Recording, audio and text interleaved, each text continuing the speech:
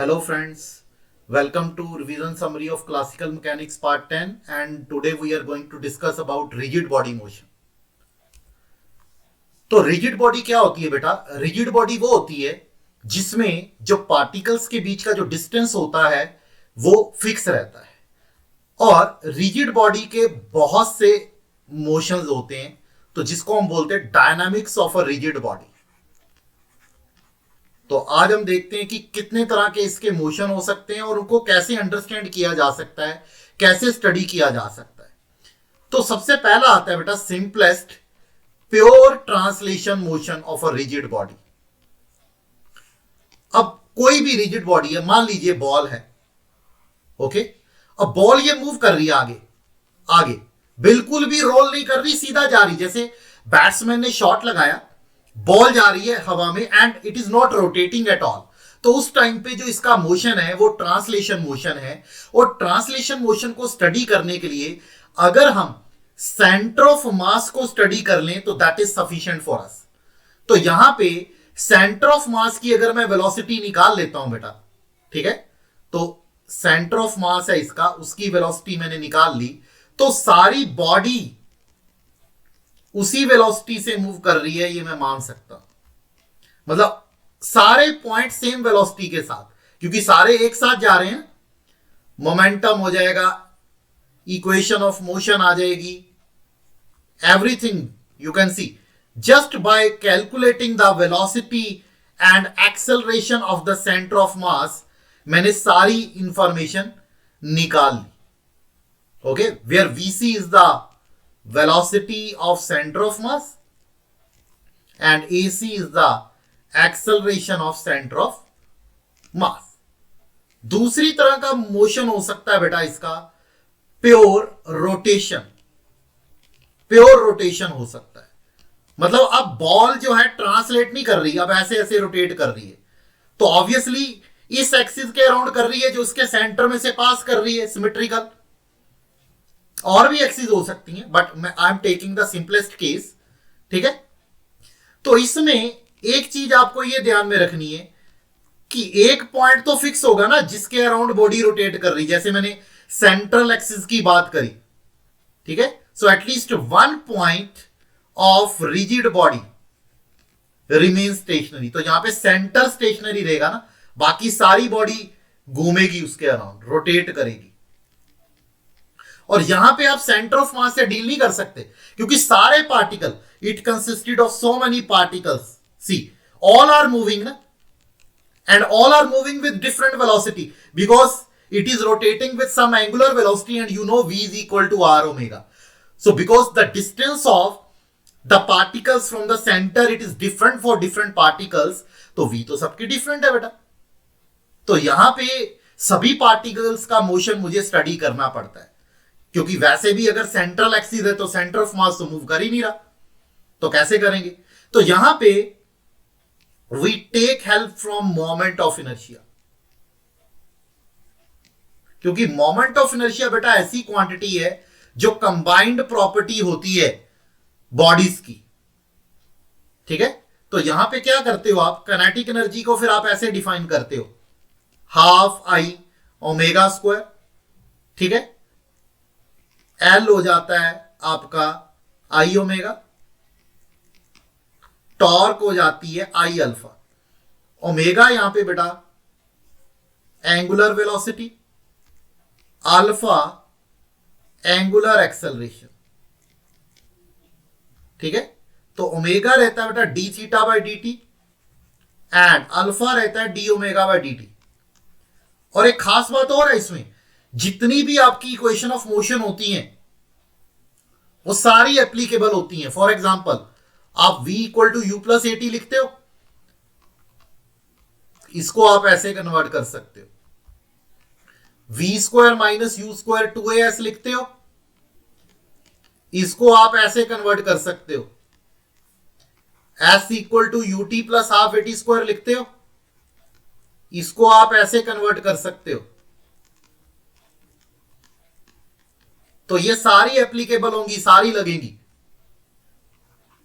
Third type of motion होता है general motion, जिसे बोला जाता है जिसमें ये दोनों मिक्स होते हैं बेटा। इसमें ट्रांसलेशन प्लस रोटेशन हो जाता है, दोनों मिक्स प्लस रोटेशन।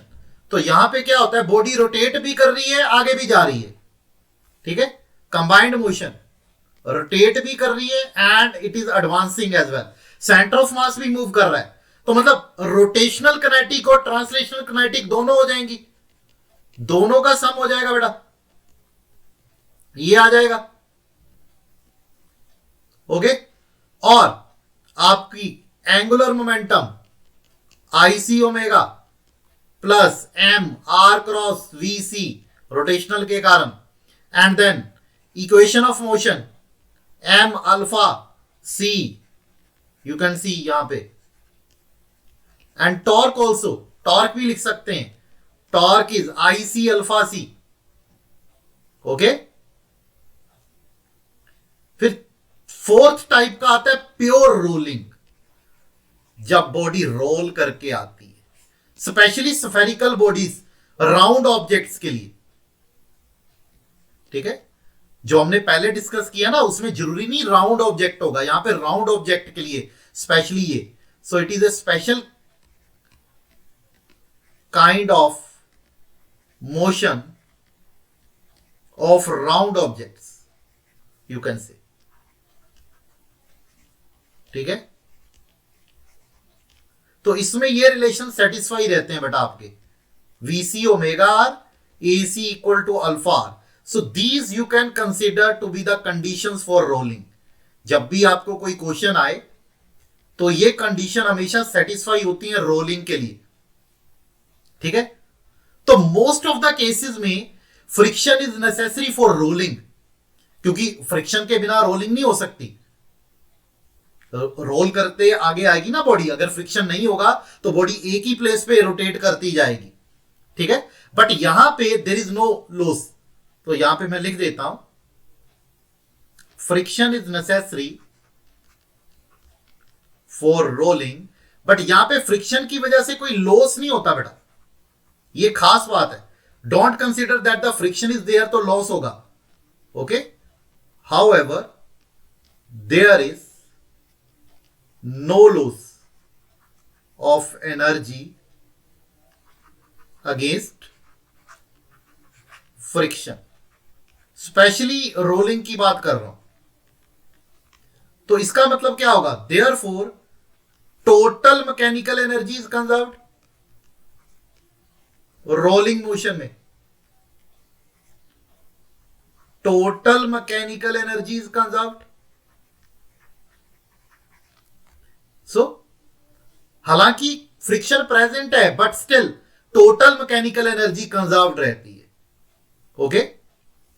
चलिए अब कुछ और फंडे आपको स्पेशल चीजें बताता हूं। अब देखिए जब बॉडी रोल करना स्टार्ट करती है तो क्या होता है, तो मैं अलग अलग डायग्राम्स बनाता हूं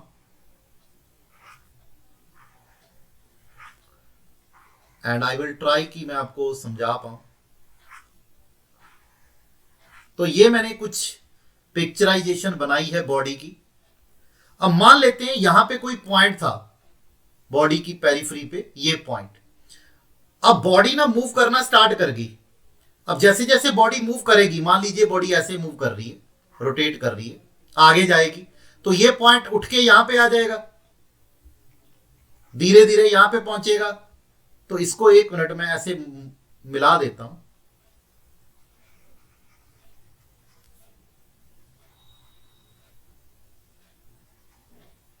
ऐसे यहां पे पहुंच गया ये पॉइंट, फिर यहां पे, then this point is over here, then this. तो मतलब मैं इस पॉइंट का मोशन स्टडी कर रहा हूं, ए पॉइंट का। तो एक जब रोटेशन होगी पूरी, मतलब ए पॉइंट जहां पे था बॉटम पे वहीं पे आ गया, तो ये total distance 2 pi r travel करता है बेटा, और ये वाला जो डिस्टेंस होता है ये 8 आर होता है, ठीक है। This is the distance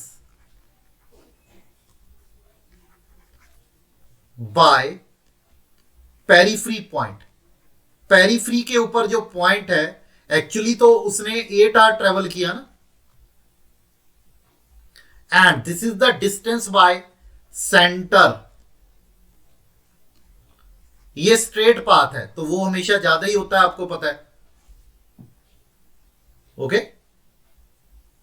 and in rolling motion, तो ये पाथ कैसा है, पेरिफ्री का पाथ, ये साइक्लोइड पाथ है ना जो हमने ड्रॉ किया है। So in rolling motion every point on periphery moves in cycloid path, moves in cycloid path. Okay, and एक और जरूरी बात है यहां पे आप नोट कर सकते हो, net speed of a point on periphery at some instant. तो वी नेट होता है बेटा, you can note down, it is equal to 2vc sine theta by 2 and 2 omega r sine theta by 2। तो ये आपका एंगल है theta जिसकी मैं बात कर रहा हूं, दिस इज द रेडियस, ये टेंजेंशियल। तो इसकी एंगुलर वेलोसिटी आपको पता ही है कि it is omega. Okay, angular velocity is omega. तो ये सेंटर ऑफ मास की वेलोसिटी वीसी होती है। Clear, this is omega r ना, इस पॉइंट की इस तरफ ये जा रहा है।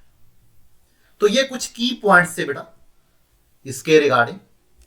चलिए अब आगे देखते हैं, rolling motion on rough inclined plane, इसको स्टडी करते हैं, फिर इससे रिलेटेड एग्जाम्पल भी करेंगे।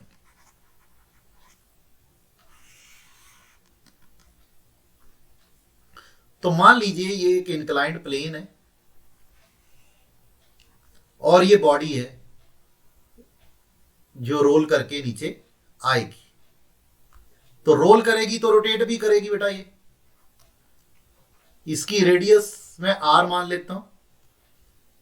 अब नीचे आएगी तो किसी एक्सेलरेशन के साथ भी आएगी। एंड देन एक बहुत ही जरूरी चीज है यहां पे, फ्रिक्शन हमने बोला था रोलिंग के लिए नेसेसरी है। तो बॉडी नीचे की ओर आ रही है तो फ्रिक्शन बैकवर्ड डायरेक्शन में एक्ट करेगी। और अगर मैं यहां पे ये थीटा बोल देता हूं तो आप लोगों को पता है कि इस तरफ वेट होता है। ओके, तो इस तरफ कंपोनेंट क्या रहता है, यहां पे mg साइन थीटा कंपोनेंट रहेगा एक्सेलरेशन की तरफ। तो इक्वेशन ऑफ मोशन क्या बनेगी, यहां पे अगर मैं इक्वेशन ऑफ मोशन बनाना चाहूं तो mg sine theta minus frictional, static friction है यहां पे, it will be equal to MAC ना, this will be the equation. Because mg sine theta नीचे की ओर लग रही है, फ्रिक्शन ऊपर की ओर, तो net force because the body is coming downward with acceleration AC, centre of mass, and जो टॉर्क है वो IC अल्फा होगा। इसको मैं ऐसे भी लिख सकता हूं, टॉर्क को Fs into r, frictional force into perpendicular distance वो R है। तो इसको ऐसे भी लिख सकते हैं, अल्फा को AC बाय आर। तो यहां से आपका बेटा Fs आ जाएगा ICAC by r square. Okay, so substituting 2 in 1, 2 को 1 में पुट करिए तो देखते हैं आपका क्या आ जाएगा। So it will become mg sine theta minus ICAC by r square equal to MAC। So it will be mg sine theta equal to MAC plus ICAC by r square So it will become AC m plus IC by r square. IC मतलब moment of inertia around centre of मास है बेटा. तो यहां से AC क्या आ गया, mg sin theta divided by m plus IC by r square. तो m भी अगर मैं कट कर दूं, g sin theta 1 plus IC by m r square. Number 3. तो ये पुट करके अब फ्रिक्शनल फोर्स भी आप निकाल सकते हैं अगर 3 को आप 2 में सब्स्टिट्यूट कर देंगे. ओके, तो सब्स्टिट्यूटिंग 3 इंटू वी गेट, तो क्या आएगा अगर 3 को देखो आप 2 में पुट कर देंगे तो f s will be IC by r square into AC ना. तो AC कितना आया हमारा, G sine theta by 1 plus IC by M R square. तो इसको मल्टीप्लाई कर देते हैं, ठीक है, या ऐसे ही आप रिटेन भी कर सकते हो as such. Let it be number 4 only, no need further. Now if, because that will depend upon the given condition ना, जो आपको क्वेश्चन में गिवन होगी. If mu is the coefficient of friction, तो less than equal to mu N होगी, normal reaction N.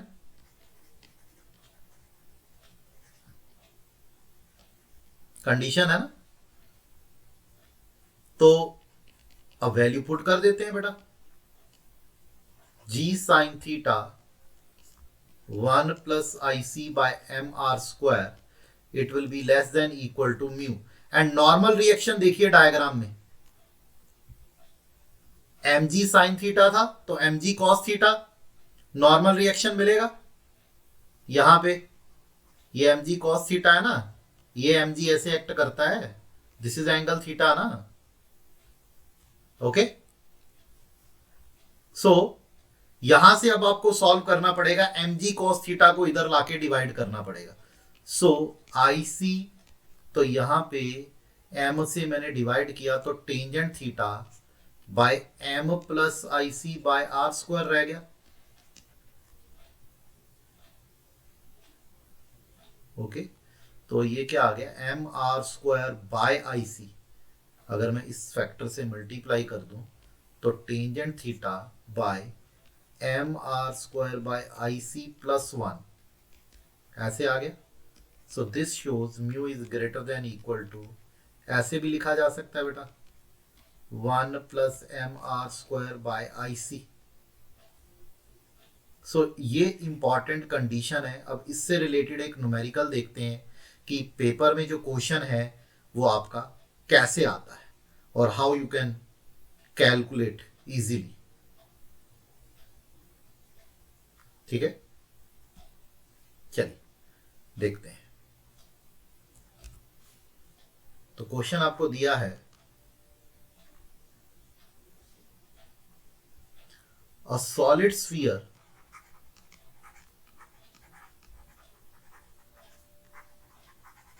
rolls down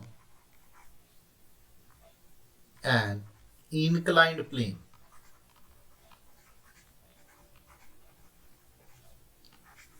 from a height h.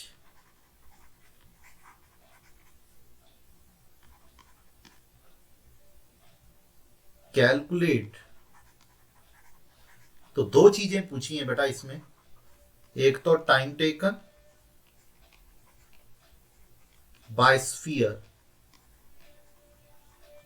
To reach the bottom, एक तो आपको टाइम टेकन निकालना है. देखिए बॉटम में कितनी देर पे पहुंचता है, and also calculate the minimum value of coefficient of friction, coefficient of friction necessary for rolling.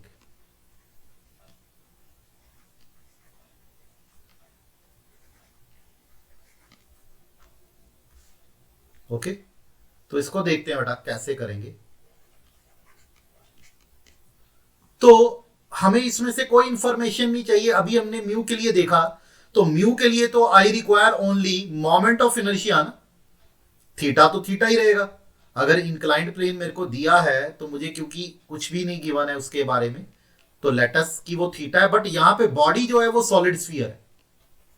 पहले तो म्यू का देख लेते हैं, म्यू क्या आएगा।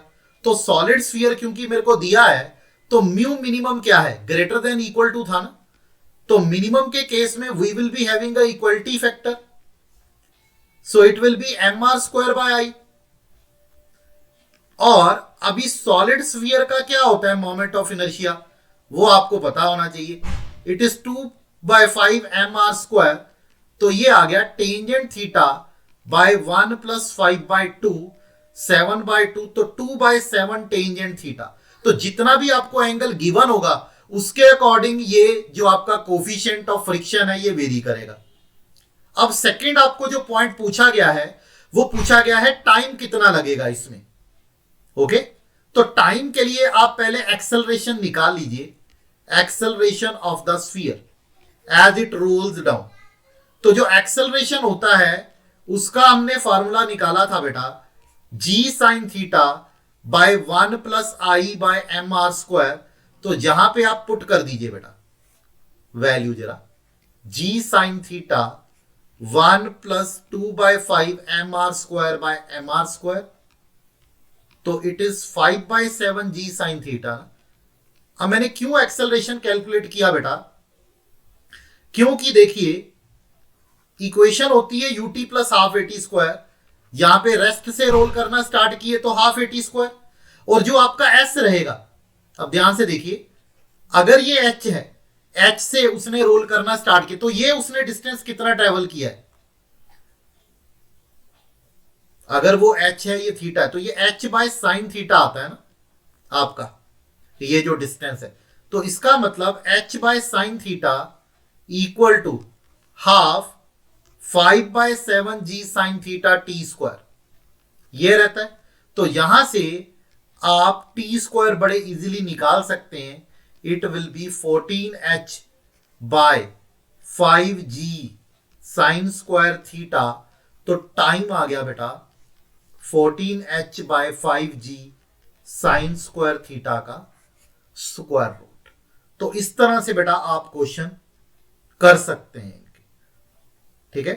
तो एक्सेलरेशन भी एंड फ्रिक्शन भी। तो चलिए एक और सिंपल सा क्वेश्चन लेते हैं,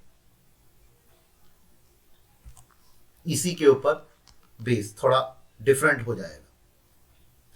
सर्कुलर डिस्क अगर होती, स्फीयर के बजाय अगर सर्कुलर डिस्क होती, it rolls on an inclined plane of inclination. Now angle is also given. Inclination 45 degree. Calculate minimum value of coefficient of friction. Minimum value of coefficient of friction required to support rolling motion, to support rolling motion। But बेटा आपको सब figures के moment of inertia सबके आपको याद होने चाहिए, that is very very important for rigid body motion, नहीं तो बेटा आप नहीं कर पाएंगे। तो अगेन म्यू मिनिमम के केस में हमारे पास क्या था, tangent theta by 1 + mr²/IC। m यहां पे मैं मास अज्यूम करके चल रहा हूं, तो जहां पे मुझे थीटा देखिए 45 दिया है, एंड जो मोमेंट ऑफ इनर्शिया होता है डिस्क का बेटा वो हाफ mr² होता है। तो यहां पे टेंजेंट 45 इज 1, तो ये 1 + 2 1/3 हो गया ना। तो म्यू मिनिमम की वैल्यू 1/3 आ गई हमारे पास, ठीक है। एक जनरल मोशन पे करते हैं क्वेश्चन, तो this was on the pure rolling ना, एक जनरल मोशन इसका लेते हैं बॉडी का, उसके ऊपर एक डिस्कस करते हैं।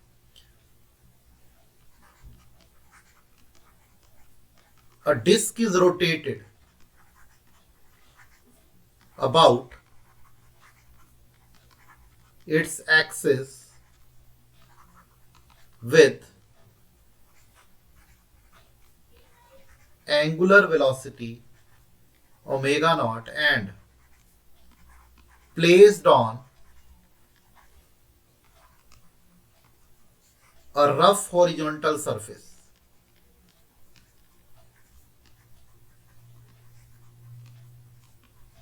so that it begins to roll after some time. So calculate angular velocity of disk when it starts rolling. When it starts rolling. तो ये आपको करना है बेटा. अब देखिए क्या क्या गिवन है और कैसे करेंगे. इनिशियल एंगुलर वेलोसिटी हमें गिवन है और अपनी एक्सिस के अराउंड रोटेट की है. Rough horizontal surface means friction is there. So begins to roll after some time and angular velocity I need to find out. तो यहां पे क्या रहता है, रोल करती है तो वीसी तो 0 है, सेंटर ऑफ मास आगे तो मूव नहीं कर रहा. बट जब इनिशियली नहीं कर रहा ना, आफ्टर सम टाइम तो कितना हो जाएगा, वीसी इज ओमेगा आर ना, क्योंकि वो कहता है कि थोड़ी देर के बाद it begins to roll. Now according to conservation of angular momentum, किसी भी पॉइंट के ऊपर लगा सकते हैं, ठीक है, ऑन इट्स पाथ, किसी भी टाइम टी पे. Initial angular momentum, final angular momentum. Angular momentum क्या था, IC omega M V C R initial, it is equal to IC omega M V C R final. ये दोनों बराबर होंगे. अब इनिशियली मेरे को क्या गिवन है, इनिशियली ये वाला तो 0 हो गया, आईसी ओमेगा हम कह रहे हैं क्योंकि ओमेगा इनिशियली नहीं था. बट मतलब IC omega, sorry, this part is 0, VC 0. So IC is half M are square ना, डिस्क है ना, डिस्क का half M are square omega naught, omega is omega naught. And again IC तो half M are square ही रहेगा, omega I need to find out. But बाद में हमने क्या बोल दिया, वीसी इज ओमेगा आर ना, ठीक है. तो यहां से अगर मैं एम आर स्क्वायर कैंसिल करूं, एम आर स्क्वायर, तो omega naught by 2, omega by 2 equal to omega plus omega. So omega naught by 2 equal to 3 omega by 2. So this shows 3 omega equal to omega naught और omega will become omega naught by 3. तो इस तरह से बेटा आप निकाल सकते हैं. तो यहां पे कंजर्वेशन ऑफ एंगुलर मोमेंटम हमने लगाया है फॉर द कैलकुलेशन. ओके, सो बेटा जल्दी से एजू अंकल को चूज कीजिए. स्टडी मटेरियल हमारा बेस्ट है. और अब स्टडी मटेरियल में आपको डुअल लर्निंग मोड मिल रहा है. आप पीडीएफ तो आपको मिल ही रहे हैं हार्ड कॉपीज में, ठीक है, पीडीएफ भी मिल रहे हैं, हार्ड कॉपीज भी. और ये थर्ड पॉइंट ऐड हो गया है कि हम वीडियोस, ठीक है, वीडियोस में आपको रिवीजन समरी प्रोवाइड कर रहे हैं. और एक और बेनिफिट है, अगर आप ऐप डाउनलोड कर लेते हैं बेटा एजू अंकल की मोबाइल ऐप, तो उसमें आप अपने डाउट्स पोस्ट कर सकते हैं. तो जो एक्सपर्ट्स हैं तो वो आपके डाउट्स के सॉल्यूशन प्रोवाइड करते हैं और आप उसमें जितने मर्जी डाउट उनसे पूछ सकते हैं. So they will be clarified. Okay, so there are 30+ practice test and there are consistent selections under all India rank 100 since 2016. Okay, तो बहुत ज्यादा एक्सपीरियंस्ड है, फैकल्टी भी, everything, material is too good. तो इसको बेटा जल्दी से जल्दी ज्वाइन कीजिए. So that's all for today. Next video में मिलते हैं बेटा. Okay, bye bye, take care.